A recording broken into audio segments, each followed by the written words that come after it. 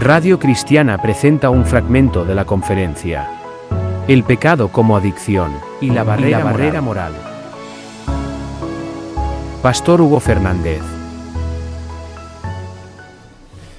He decidido meditar con respecto a la lucha interna, con respecto a el deseo del hombre, el deseo de la carne, como lo expresa el libro de Gálatas. Y he reflexionado que al pecado que nosotros conllevamos, que es parte de nuestra naturaleza, porque todos somos pecadores y lo vamos a seguir siendo hasta el momento de nuestra muerte, aunque somos santos porque Cristo nos santificó con su sangre, aún llevamos con nosotros mismos una naturaleza pecaminosa, porque nadie es perfecto. Entonces yo decidí meditar sobre el pecado y sobre cómo nosotros tratamos con el pecado, cómo luchamos contra nosotros mismos. Entonces yo puse el pecado como adicción. Por lo menos el cristiano es el que lucha contra sí mismo todo el tiempo para ser una mejor persona, para llegar a la estatura de Cristo, o por lo menos todos los cristianos. Aunque la percepción del pecado para las personas, para todo el mundo, sea totalmente diferente. Hay personas que tienen un concepto diferente de lo que es el pecado. Por ejemplo, hoy en día nosotros relacionamos el pecado, entendemos que el pecado es transgresión de la ley, y en este caso la ley de Dios. Yo considero que la ley de Dios es absolutamente moral, aunque la moral hoy en día está muy cuestionada. ¿Qué es lo moral para la sociedad, no? La sociedad interpreta y entiende conforme a su libertad y a sus pensamientos qué es la moral, y la sociedad es la que define. Y cada país, cada cultura define el concepto de moral de forma diferente. Lo que tal vez yo considero inmoral en mi país, en otra parte del mundo, para ellos es absolutamente normal, como por ejemplo la pedofilia, o por ejemplo, no sé, he visto documentales donde hay donde se practica la zoofilia, por ejemplo. Y el corazón del hombre siempre ha sido perverso, así que no quiero meterme en esas cuestiones, en lo que tiene que ver con el concepto de moral, pero sí quiero redondear en lo que cada uno como persona, cada uno como cristianos entendemos como moral, y en la lucha contra nosotros mismos, en la lucha contra el pecado. Yo encuentro que a veces en el mundo pentecostal, digo mundo pentecostal porque yo pertenezco a él, porque he visto personas que, por ejemplo, tienen un pensamiento mágico con respecto a este tema. Y el pensamiento mágico considero que es una distorsión cognitiva de la mente, ¿no? De los pensamientos. Yo considero eso, o por lo menos eso es lo que dicen, que es una distorsión cognitiva. Y, por ejemplo, un pensamiento mágico te lleva al fanatismo. Por eso, por lo cual hoy veo gente fanática. El pensamiento mágico te lleva a cerrarse uno mismo y a pensar que son los únicos que tienen la razón en su interpretación y en sus opiniones. No solo lo veo en el sector cristiano, sino también en el sector interdenominacional o interreligioso. Podríamos decir que cada uno tiene una visión de lo que es la sana doctrina, por ejemplo. Cada uno tiene una revelación totalmente diferente. Y muchos de ellos tienen un pensamiento mágico, por eso lo menciono acá, porque nosotros creo que tenemos que tener una mirada más realista de lo que es el pecado y de cómo tratarlo para poder empezar a sanar, para poder empezar a tener una sanidad no solo espiritual, sino emocional, y saber que nosotros no vamos a poder contra el pecado, que va a ser algo que vamos a luchar con él toda nuestra vida. Por eso lo menciono, el pecado como adicción, porque nosotros debemos tratar el pecado o nuestra forma de ser, nuestro carácter, el gigante muchas veces, ¿no?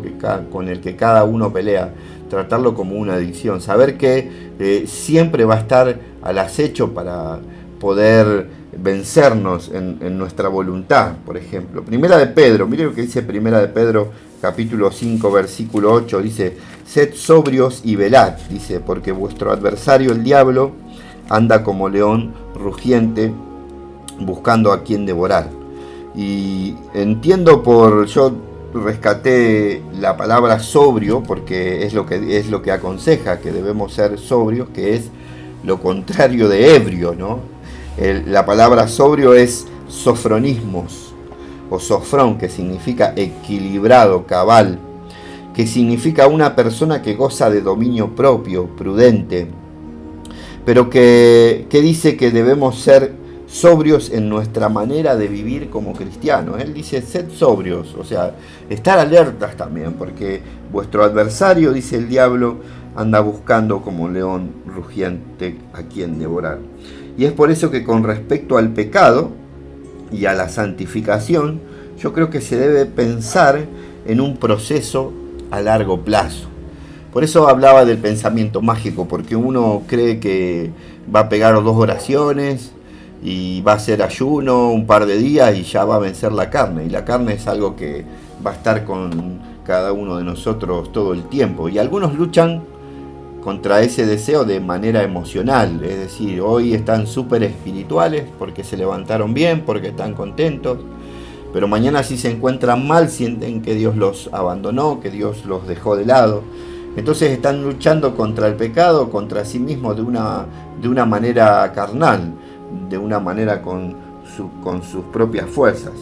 Entonces, entendiendo la santificación a largo plazo, que es un proceso y que se va dando en la medida que como persona le voy entregando mi voluntad a Jesucristo, y en la medida que el carácter de Jesucristo se manifiesta en mí, entonces es ahí cuando vamos entrando en un camino de santidad, en un camino de santificación. Aunque somos santos porque Cristo nos santificó, y somos justos porque Él nos ha justificado con su sangre, nosotros debemos vivir una vida en santidad, una vida apartada del mal, y una lucha constante contra nosotros mismos y contra nuestros deseos. Entonces yo identifico, por ejemplo, que hay personas que luchan contra su carácter. Nosotros como cristianos luchamos contra nuestro carácter, con nuestra forma de ser. Todo el tiempo estamos tratando de ser mejores personas. Por eso digo que debe tener una mirada y un entendimiento a largo plazo. ¿Por qué? Porque no cambiamos de un día para el otro. No somos mejores personas de un día para el otro. Y a veces vamos a la iglesia y aunque llevamos años transitando por el camino del Señor, tenemos nuestros errores y defectos. Y los demás miran y dicen: este que va a la iglesia, mirá cómo es con la familia. Y no entienden que ser mejor persona es una lucha constante contra el yo, contra mí mismo todo el tiempo. Y hay personas que luchan contra su carácter, contra su forma de ser. Y hay personas que, por ejemplo, dicen malas palabras, que constantemente son boca sucia y son cristianos. Por ejemplo, hay personas que luchan con pecados ocultos. Quiero comenzar con pecados más profundos, como por ejemplo la masturbación, el deseo sexual, la pornografía. Hay personas que tienen problemas de identidad sexual, el sentirse, por ejemplo, atraídos hacia el mismo sexo, o cualquiera que sea la lucha o el gigante que trates de vencer como cristiano. En general, hoy en día lo que la sociedad está tratando de hacer es correr esa barrera moral, y lo que está tratando de hacer es eliminar el choque que cada uno tiene con respecto a la lucha interior consigo misma. Y en el libro de Romanos, por ejemplo, capítulo 7, versículo 19, dice: porque no hago el bien que quiero, sino el mal que no quiero. Eso hago. Y si hago lo que no quiero, y ya no lo hago yo, sino el pecado que mora en mí. Así que queriendo yo hacer el bien, hallo esta ley, que el mal está en mí. porque según el hombre interior me deleito en la ley de Dios. Pero veo otra ley en mis miembros que se rebela contra la ley de mi mente y que me lleva cautivo a la ley del pecado que está en mí. Miserable de mí, ¿quién me librará de este cuerpo de muerte? Estos versículos que Pablo menciona aquí en Romanos capítulo 7, versículo 19 al 24, está tratando de expresar una controversia Pablo consigo mismo, es decir, me gusta hacer la voluntad de Dios, mi mente se deleita, pero lo que no quiero hacer, eso hago, el mal que no quiero hacer, eso hago, porque hay algo en mí, hay una lucha en mi interior, es lo que está diciendo. Y aunque él intenta hacer lo bueno, no le sale, por ejemplo. Aunque nosotros luchamos por hacer, muchas veces por dejar ese carácter, por eso, por el deseo antes mencionado. Hay cosas que sabemos que están mal, que son pecados y luchamos contra ellas, pero en el medio de esa lucha encontramos que como humanos somos débiles. No podemos, hay gigantes, a eso los gigantes que luchan todo el tiempo, el pecado oculto o el pecado que mora en mí, él lucha contra sí mismo y al final termina haciendo lo que no quiere, aunque su mente trate de hacer lo bueno, su mente está con Dios, por eso dice, ¿quién me librará? Dice, de este cuerpo de muerte, ¿quién me librará? Por eso yo te pregunto, ¿te has sentido así en algún momento? Que estás luchando con algún deseo que surge de tu interior y que no lo quieres. Que choca en tu mente con una barrera moral y tu mente te dice, o la conciencia te dice no, pero el deseo te dice que sí, o el deseo te impulsa. Y has tratado de obedecer la ley de Dios, has tratado de obedecer la palabra de Dios, has tratado de obedecer la ley moral, pero no has podido. Por eso todos nos sentimos así en alguna vez nos sentimos que por más que luchamos y por más que queremos dejar el pecado, ser mejores personas, nos cuesta demasiado. Y hay una creencia antigua de donde el apóstol Pablo toma esto, que en aquel tiempo era una percepción muy conocida. Se trata del mito de el carro alado. Para aquel tiempo, la explicación de espíritu, cuerpo y alma de parte de Platón, por ejemplo, que era un filósofo. Él interpretaba como que el ser humano era un carro alado, por eso es el mito, ¿no? Un carro que perdió sus alas, que descendió a esta tierra y ese carro está siendo tirado por dos caballos y el uriga o el conductor, en este caso representa el alma, el conductor representa el alma, representa la voluntad, porque es quien con las amarras trata de sujetar y trata de dirigir el carro, mientras que es tirado este carro por dos caballos, el caballo blanco y el caballo negro. Y el caballo negro representa los deseos del hombre, los deseos incontrolables que tienen que ver con el hedonismo que les mencionaba antes.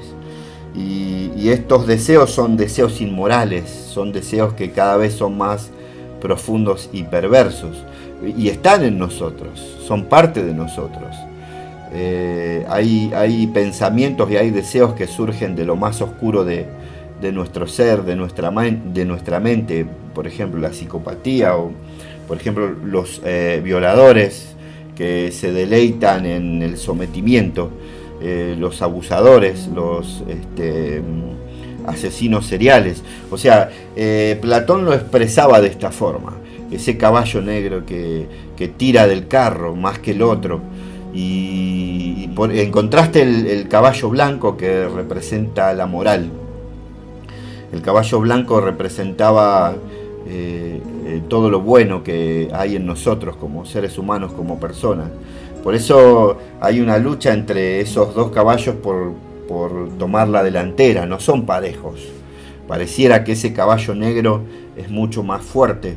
Entonces él toma la analogía de aquí, espíritu, cuerpo y alma, y está diciendo y está mostrando, ¿no?, con respecto a la debilidad del hombre por hacer lo bueno. Y me pareció bien mencionar, por ejemplo, este mito para describir cómo hoy en día la sociedad está siendo guiada por ese caballo negro. La sociedad en general está siendo guiada por la parte oscura del alma. Y tenemos un Estado que está promoviendo, como ya les decía, promueve el hedonismo como parte de la política, como parte de valores que van en contra del cristianismo, muchas veces en contra de la moral. Un Estado que, por donde lo mirás, hace agua, un Estado totalmente corrupto, un Estado donde los políticos, por ejemplo, no van presos, donde hay corrupción, por donde los mirás ya no saben qué hacer, y como resultado tenemos una sociedad cada vez más violenta, cada vez más muerte, cada vez más femicidio, cada vez más violaciones, cada vez la barrera moral de la sociedad está haciendo ya, por ejemplo, no se respeta la vida.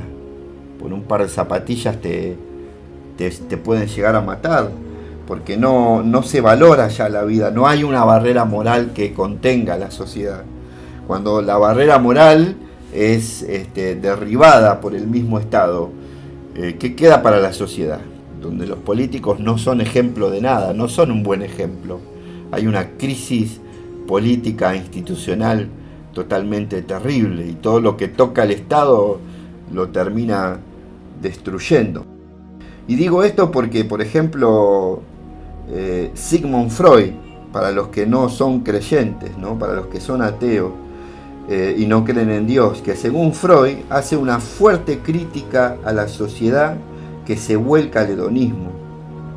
Uno de los pioneros del psicoanálisis ateo más grande, más influyente, él mismo está, cuando habla del super yo, del helio, él, cuando habla del helio, él dice la sociedad, cuando la sociedad se vuelca al hedonismo, cuando el Estado la promueve. Él es muy crítico con respecto a esto. Por eso quiero leer el libro de Gálatas, por ejemplo, capítulo 5, versículo 16. Dice: digo pues, andad en el Espíritu, y no satisfagáis el deseo de la carne, porque el deseo de la carne es contra el Espíritu, y el del Espíritu es contra la carne, y estos se oponen entre sí para que no hagáis lo que quisieres.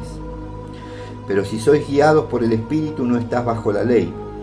Y manifiestas son las obras de la carne, que son adulterio, fornicación, inmundicia, lascivia, idolatría, hechicerías, enemistades, pleitos, celos, iras, contiendas, disensiones, herejías, envidias, homicidio, borracheras, orgías y cosas semejantes a estas, acerca de las cuales os amonesto. Como ya he dicho antes, los que practican tales cosas no heredarán el reino de Dios. Ahora está nombrando un montón de pecados. Díganme ustedes si hacen una comparación con la sociedad, y díganme si la sociedad no está viviendo así en general. Díganme si la sociedad no está marcada por esto, ¿no? Por lo que menciona Pablo aquí, otra vez mencionando el caballo negro aquí, lo que Platón decía con respecto al carro alado. Díganme ustedes si ustedes no ven una comparación con la sociedad, si no pueden hacer un paralelismo aquí y decirme que estoy equivocado, y decirme que no, que tenemos una sociedad que está siendo guiada por la moral, por lo bueno, o está tratando de cambiar la moral y empezar a correr la barrera y a empezar a llamar a lo malo bueno para poder justificarse y justificar esas acciones, porque ya no quiere tener un pensamiento que lo esté acusando en su propia mente, que todo el tiempo le esté diciendo mal, mal, mal, esto no se hace. Esa es la barrera moral. Eso es lo que Platón dice. Hay uno negro, hay un caballo negro y un caballo blanco. Y aquí Pablo dice el deseo de la carne y habla del fruto del espíritu, porque habla del fruto. Está diciendo que es mejor andar en el espíritu. En este caso, espíritu con mayúscula, está hablando del Espíritu Santo, de la ayuda que Él nos da para guiar nuestra vida a tomar buenas decisiones. Por eso, el fruto del Espíritu, dice el versículo 22, es amor, gozo, paz, paciencia, benignidad, bondad, fe, mansedumbre, templanza. Dice que contra tales cosas no hay ley. O sea, no hay una ley que te impida amar más, por ejemplo. Ahora, yo no veo una sociedad que esté siendo guiada por el Espíritu, porque no veo una sociedad amorosa, no veo que haya respeto entre unos y otros. No veo que cada vez se pierde el valor a la vida. Por lo tanto, nosotros como cristianos debemos adoptar estos principios, este principio bíblico que es fundamental y que es muy importante, empezar a ser guiados por el Espíritu. Pero también entendiendo que en nuestro interior siempre va a haber lucha. Siempre vamos a estar luchando contra nosotros mismos todo el tiempo. Por eso yo lo mencioné al pecado como adicción al principio, al deseo de la carne como una adicción. ¿Por qué lo menciono de esta forma? Porque el adicto nunca deja de ser adicto. Lo que ellos llaman, por ejemplo, un tratamiento de adicción, cuando ellos van, lo primero que deben hacer es reconocer que son adictos y saber que toda su vida van a estar luchando contra eso. Que tal vez dejen de consumir por cada vez más tiempo y se vayan desintoxicando, pero que nunca van a dejar de, a lo largo de su vida, en ocasiones sentir el deseo de volverse a drogar, de volverse a tomar. Entonces ellos tienen un concepto a largo plazo y tienen a alguien que los ayude, que esté a su lado, que los esté en el momento que ellos se sientan deprimidos, que se sientan mal y tengan el deseo de drogarse o de tomar, y tienen un amigo que ya pasó por lo mismo, que viene, que les ayuda y que entiende que, bueno, que es un periodo, que es un tiempo. Entonces le dan, por ejemplo, una medallita cada vez que, como premio, es decir, 7 días que estuve sin consumir, o 7 días, y eso después son 15 días, después un mes, después son 2 meses, y si vuelve a caer de nuevo tiene que volver a arrancar y estar nuevamente tratando de romper su propia marca. Por eso tratar el pecado de esa forma, es decir, en el momento que vuelvas a caer, en el momento que cometas un error, no ser duro contigo mismo y entender que hoy vence el pecado, mañana vences vos, y que necesitas todos los días ser un vencedor, que cada día es una lucha constante contra ti mismo. Yo tomo el ejemplo, por ejemplo, de un corredor, un maratonista, alguien que corre 10 kilómetros en 15 minutos y luego trata al otro día volver a entrenar, pero esta vez trata de correr la misma cantidad de kilómetros en 14 minutos, por ejemplo. Y entonces el maratonista no tiene a alguien a su lado para correr, a ver a quién le gana todavía en el momento del entrenamiento, sino que la lucha es contra sí mismo, para tratar de romper su propia marca. Entonces se va a esforzar un poquito más. Y al seguir entrenando se va a esforzar un poquito más, y cada día se va a esforzar un poquito más para tratar de romper su propia marca. Por eso nosotros como cristianos, en la búsqueda de la santidad y la santificación, todos los días debemos romper nuestra propia marca. Así como el maratonista corre y cada vez lo hace mejor y en menos tiempos, nosotros también debemos vencernos a nosotros mismos, tratar de sacar lo mejor de nosotros. Si pienso, por ejemplo, en un nadador olímpico, pienso que se han perfeccionado tanto, por ejemplo, los nadadores que que para calcular a ver quién llega primero usan relojes muy sofisticados que miden milisegundos. Y los nadadores se afeitan, por ejemplo, todo su cuerpo para poder, y usan cremas para poder resfalar, para que eso no les sea de resistencia, para que los mismos cabellos no les sean de resistencia, porque a veces pueden llegar a perder o ganar al otro contrincante en una milésima de segundo. Entonces se han perfeccionado tantos que cada vez más buscan. Así como nosotros como cristianos debemos tratar de perfeccionarnos y perfeccionarnos cada día más en la búsqueda de llegar a la estatura de Cristo. Aunque a veces nos encontremos como expresa Pablo ahí en Romanos: ¿quién me librará de este cuerpo de muerte? ¿Quién me ayudará a poder vencer al pecado, a poder vencer al deseo que me consume? Y entender que el único que puede darnos la solución, el único que puede ayudarnos es el Espíritu Santo, es Dios, es Jesús. Cuando nosotros depositamos en Él nuestro pensamiento, ¿quién es el que hoy en día podría mencionar y decir: yo tengo la verdad, esta es este pensamiento? Por eso menciono muchas veces el pensamiento mágico que muchos a veces tienen en la forma de luchar contra el pecado, en la forma de buscar la santidad, en la forma de muchas veces tratar de correr esa barrera moral para que no le moleste muchas veces el pecado o lo mal que están actuando como persona, como sociedad, como individuo. Y nadie se quiere poner a pensar y a cuestionarse a sí mismo. Todos creen tener la verdad, todos creen que son modernos, progresistas, cuando en realidad se vuelven hedonistas. Por eso esto es general, no solo para los cristianos, sino para todo aquel que esté escuchando esta breve reflexión. Podrá o no compartir conmigo algunos puntos, otros no, tener un pensamiento distinto al mío, y me encanta porque todos somos libres de pensar, pero también entender que nosotros nacimos con la mente en blanco. Nosotros somos tabula rasa, decía. Y todos los pensamientos que nosotros tenemos, alguien lo depositó, alguien lo dejó en nuestra mente a lo largo de nuestra existencia o de nuestra vida sobre la tierra. Vos y yo nacimos con la mente en blanco.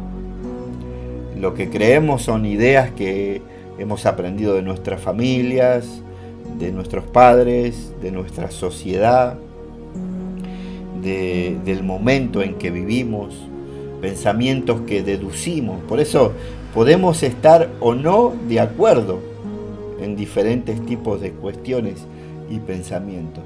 Pero yo me quiero regir por los pensamientos bíblicos, por los pensamientos de la palabra. Y dejar mis pensamientos de lado, porque los pensamientos filosóficos, los pensamientos temporales, momentáneos, siempre van a encontrar que surge otro filósofo. Yo mencioné a Sigmund Freud aquí, pero lo que él hace con respecto al superyo, al helio, al inconsciente, al subconsciente, es copiarle a Platón. Es tomar el mito del carro alado y agregarle algunas otras cosas. Y Platón lo aprendió de Sócrates. Y Sócrates meditó sobre algo es decir, los pensamientos que nosotros podamos tener como personas, como seres humanos, siempre vienen de algún lado, de alguien más. Y los pensamientos del hombre son superficiales en comparación de Dios, son demasiado terrenales. Así como hay una distancia entre el cielo y la tierra, esa distancia tan grande y tan enorme, así son los pensamientos del hombre, filosóficos, interpretativos. Aún el hombre más inteligente del mundo hoy en la tierra, comparado con Dios, no es nada. Hay una distancia totalmente tremenda, a eso se refiere. Por eso yo quiero cada día que mis pensamientos sean los pensamientos de Jesús, que sean los pensamientos de la Biblia, que que estos pensamientos morales que se encuentran escritos en este libro sean un principio para mí. Aunque me es difícil, debo reconocerlo, me es difícil. Como a todos nos es difícil ser mejores personas cada día, a mí me cuesta un montón también. No es que soy el santo de los santos, o ninguna persona es el santa de los santos, ni el apóstol, ni el pastor, ni siquiera los predicadores más grandes y más exitosos. Todos tenemos que bregar con nuestra humanidad. Todos peleamos contra un gigante y todos tenemos esa barrera moral con la que muchas veces chocamos, con la que nuestros pensamientos chocan. Por eso está la oportunidad de decidir. Ahí está la libertad en que cada uno tenemos como personas, como seres humanos, respetando siempre los pensamientos del otro. Yo quiero ser una persona que respete los pensamientos del otro, más allá de cuál sea su orientación sexual, más allá de cuál sea su filosofía de vida, más allá de que sean cristianos o no, más allá de que sean de la denominación a la que pertenezco o de otra denominación, siempre respetando lo que Jesús prima aquí, lo que Dios mismo, que es el libre albedrío, la libertad para decidir cómo querés vivir. Pero también dentro de esa libertad hay una oportunidad para que nosotros tengamos la libertad para decidir cuál va a ser nuestra barrera moral, quién va a ser el que ponga las reglas de cómo vivir. Podemos ser nosotros los que pongamos nuestras propias reglas y vivir como querramos en una sociedad, y si cada uno pone sus propias reglas seríamos anarquistas. O podríamos entender que ¿quién? El Estado pondría las reglas, que no creo que el Estado sea el menos indicado para decirnos cómo tenemos que vivir, porque no son morales, por eso digo, no son moralmente correctos. Yo veo corrupción, veo un montón de cuestiones políticas en las que no quiero profundizar y a veces me salen, pero digo, ¿quién va a ser? ¿El Estado va a decir quién tiene la moralidad? ¿Quién tiene la razón acá? ¿Quiénes van a decir? Los filósofos, que entre ellos mismos hay discrepancias. Vuelvo a decir, si nacimos con la mente en blanco, ¿de dónde vienen las ideas? ¿Quiénes son los que tienen la razón en esta vida? Entonces, yo quiero pensar que es Dios. Yo quiero seguir esta línea, quiero pensar que el único que puede determinar la barrera moral de la sociedad es Dios. Si todos en la sociedad luchamos contra nuestros propios deseos que van en contra de la moral, por ejemplo, yo creo que tendríamos una sociedad más justa, más equitativa, más igualitaria. Porque debemos luchar contra el egoísmo, por ejemplo, ser menos egoístas, luchar contra los deseos que son perversos, que impulsan nuestro ser. Pero para todo eso necesitamos la ayuda de Dios. Necesitamos que Dios gobierne nuestras vidas, necesitamos que sea Él el que nos dé el consejo. Y yo los encuentro aquí, en la palabra de Dios, yo los encuentro en la Biblia. ¿Con qué limpiará el joven su camino? Dice, con guardar tu palabra, con guardar la palabra de Dios. Más allá de que cada uno la interprete de manera distinta. Hoy pongo delante de ti, dice Deuteronomios, capítulo 28, la bendición y la maldición. La bendición si oyeres mis palabras y las cumplieres, y bueno, la maldición si no. Lo que está diciendo es, está el poder en ti de decidir qué caballo va a guiar tu vida, si lo va a guiar el caballo negro, si lo va a guiar el caballo blanco, lo va a guiar la moral, lo va a guiar el deseo. Ahí está, hoy pone delante de ti dos caminos en los cuales vas a transitar por esta vida. Seguir el camino de la moral, obedeciendo la ley de Dios, la ley de la palabra, o seguir el camino inmoral y obedecer a los instintos de la carne, obedecer al deseo. Hay un camino que nos va a traer paz interior, que nos va a traer sanidad emocional, sanidad espiritual, Y eso es ser guiados por ese caballo blanco que menciona Platón. Yo quiero decir por el Espíritu Santo, me gusta decir, ¿no? Por el Espíritu Santo, que es ese Paracletos.